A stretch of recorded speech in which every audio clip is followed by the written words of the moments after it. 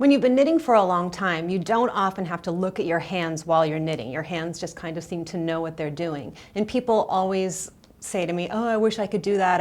You want to be able to watch TV while you're doing plain knitting and purling. And if you have to watch your hands the whole time, you really can't. You miss a lot of what's going on TV. But I do encourage people to watch what they're doing if they're knitting a complicated lace pattern or cables or something like that. But oftentimes we have at least part of the pattern we're knitting is just plain knitting or purling. And I want to break down how to knit without looking and then give you some pointers on that. First, let's take a look. Here I have a plain stockinette swatch, which means I'm knitting on one side and purling on the other.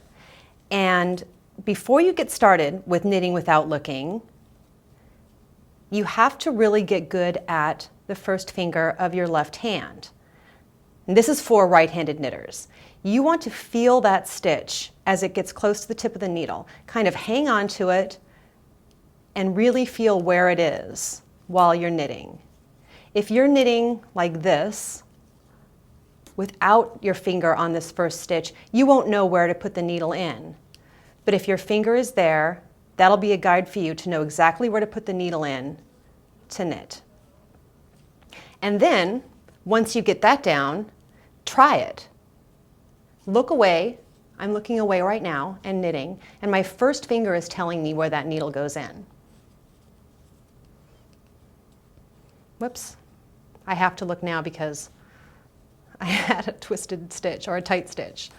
Okay, now to do this, actually I'm going to run out of yarn if I don't undo some of these stitches. To do this continental style, it's about the same, a tiny bit different. This poor swatch has been used and abused so many times. It's holding up pretty well though.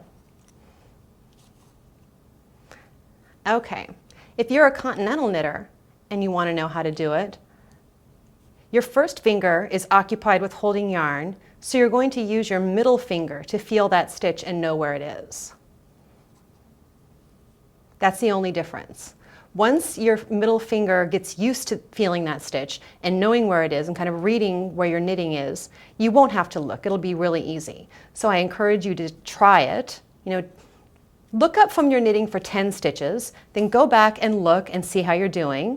If it looks good, look away from your knitting for 10 stitches, go back and see how it's looking, and move on until your confidence is built and you can knit for rows and rows without really taking a look.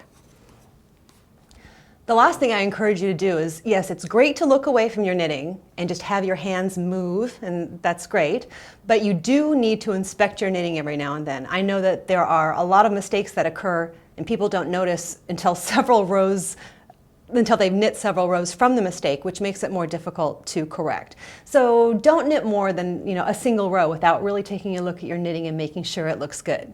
Good luck.